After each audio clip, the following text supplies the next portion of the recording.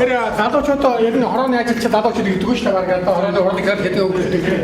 Тэгэхээр ингээд залуучуудын ихлээр манайхан нэг юм байгууллагатай чаа олон хүн хагаад одоо яасан 20 залуу төгөлдөлмөр гэдэг. 3 сайхан залуу.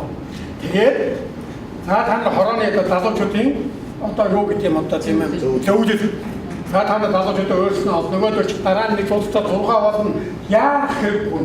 Танаас яагаад төрүүлээ 6 сууж ясан одоо 6 гэх хэрэггүй.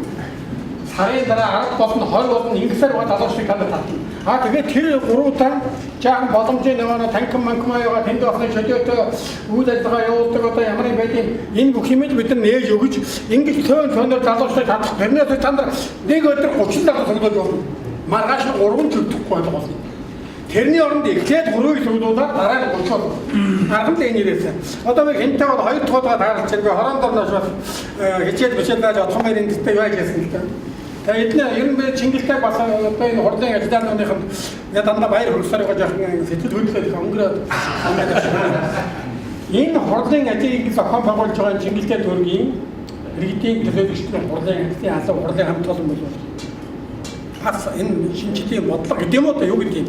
Ямар ч байсан Монголын өнөөдрийн нийгмийг өөрчлөж сайжруулах гэдэг бол энэ өргөн олон одоо ард түмэнтэй хамт бас юм хийх санаа байна гэж бодчих.